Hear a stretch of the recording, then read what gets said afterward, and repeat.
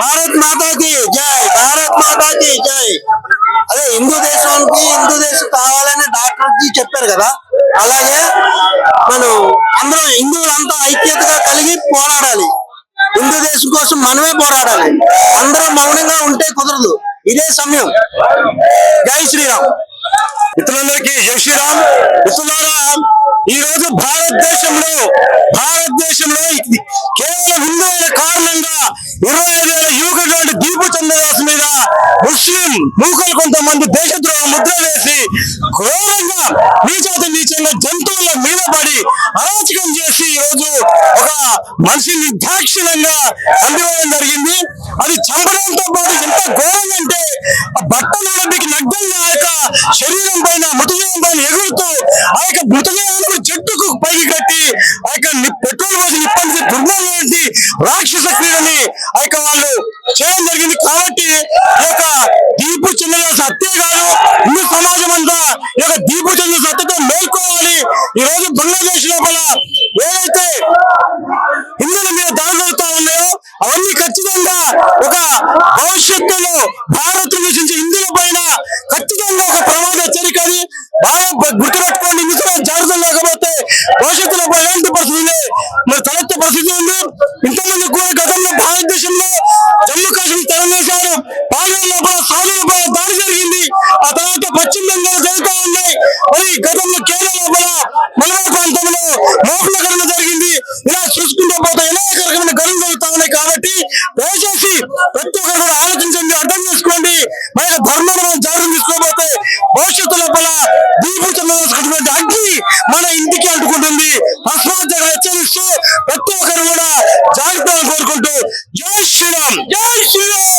आज जिस प्रकार से हमारे हिंदुओं पर बांग्लादेश में हो रहे हमले एवं नरसंहार को रोकने के लिए आज हम हिंदू राष्ट्र समन्वय समिति की ओर से आज टैंकबंड भाग्यनगर के यहाँ पर आए हैं। सभी जितने भी हिंदू कम्युनिटीज है हम सभी यहाँ पर मिलकर हमारे बांग्लादेश में जिस प्रकार से हो रहे हैं हम लोग को रोकने के लिए మేము ముందుకు వచ్చినాం. ఎందుకంటే ఆడ ఈ సజీవ దహనం వాళ్ళు చేస్తున్నారు కదా, అటువంటి చర్యలు ఆపకపోతే, ఎందుకంటే దేశంలో బంగ్లాదేశ్ లో కానీ హిందువుల పైన దాడి జరుగుతున్నాయి, మన విదేశాల్లో కూడా అట్లనే జరుగుతూనే ఉన్నాయి. ఎక్కడెక్కడ ఈ ముస్లిం జనాభా పెరుగుతూనే ఉంటది, ఆడ దాడి కూడా మా హిందువుల పైన జరుగుతూనే ఉంటది. ఇట్లనే మన భాగ్యనగరంలో కూడా ఇప్పుడు రోహింగ్యాలు వచ్చేసిండ్రు, ఈ బంగ్లాదేశ్ చాలా మంది వచ్చేసిండ్రు, వాళ్ళు కూడా మా పైన దాడి చేయడానికి ఇప్పుడు రెడీ లాగానే ఉన్నారు. ఎందుకంటే బండ్లగూడలో కానీ బాలాపూర్ లో కానీ చందన్గుట్ట సైడ్ కానీ చాలా ఎక్కువ శాతంగా వాళ్ళే ఉన్నారు. వాళ్ళు సపరేట్ గా ఒక ఫుట్బాల్ టీం కూడా రోహింగ్యా ఫుట్బాల్ టీం పేరుతో పెట్టుకున్నారు, ఇంకా రోహింగ్యా బస్తీ కూడా పెట్టుకున్నారు. ఎవరు వాళ్ళకి ఆధార్ కార్డు ప్రొవైడ్ చేస్తున్నారు, ఎవరు వాళ్ళకి ఓటర్ ఐడి కార్డు ప్రొవైడ్ చేస్తున్నారు. అటువంటిది వాళ్ళ మీద చర్యలు తీసుకోవాలన్నామని ఈ గవర్నమెంట్ ప్రభుత్వం బాధ్యత. అటువంటి వాళ్ళపైన ఇంటెలిజెన్స్ ఏం చేస్తున్నది, ఎందుకంటే ఆ దాడి బంగ్లాదేశ్ హిందువుల పైన జరుగుతులేదు, ఆ సమస్త హిందూ సమాజం పైన జరుగుతున్నది. ఇంకొకటి చెప్పాలన్నా, ఒకటి మా రాష్ట్రంలో మా దేశంలో ఈ హిందూ రాష్ట్రం అటువంటిది వాళ్ళ పైన మా పైన కూడా అటువంటి దాడి చేస్తే దాడికి ప్రతి దాడి ఉంటది. ఖచ్చితంగా మేము హిందువులు కలిసి మేము కూడా ఆగం, వాళ్ళు మా మీద దాడి చేయడానికి ప్రయత్నిస్తూ మేము కూడా వెనుక జరగం. ఇంకొకటి మన ఓల్టీడీలు రోహింగ్యాలు ఉన్నారు, ఈ బంగ్లాదేశ్ ఉన్నారు, వాళ్ళని కూడా తరిమి కొట్టాలా మన బాధ్యత ఉన్నది. అందరు హిందువులు కూడా ఏకంగా కావాలన్నామని అందరు హిందువులు కోరుతున్నాం. ఎందుకంటే బంగ్లాదేశ్ లో చూస్తూనే ఉన్నాం మనం, ఆడ మన మైనారిటీ చాలా తక్కువ పర్సెంట్ గా ఉండిపోయినాం. వాళ్ళకి కాఫీర్ చెప్పేసి వాళ్ళు సజీవంగా దహనం చేస్తున్నారు. 3 సంవత్సరాల ఆడపిల్లల్ని కూడా చంపేస్తూనే ఉన్నారు, హత్యలు చేస్తున్నారు, హత్య కాండాలను నడిపిస్తున్నారు. ఎన్ని దేశాల నుంచి నడుస్తూనే ఉన్నది కంటిన్యూగా. ఈ దాడి ఆగకపోతే మేము కూడా ఇండియాలో ఉంటున్నాం, హిందుస్థాన్ లో ఉంటున్నాం, హిందూ రాష్ట్రంలో ఉంటున్నాం, మేము కూడా వెనక జరగడానికి కొద్దిగా కూడా వెనక జరగం.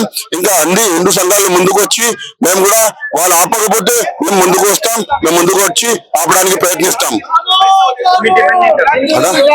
మా డిమాండ్ ఆ హత్యాకాండాలు మా హిందువుల పైన బంగ్లాదేశ్ లో జరుగుతున్న ఆగకపోతే ఇక్కడ కూడా మేము చేయడానికి వెనక జరగం.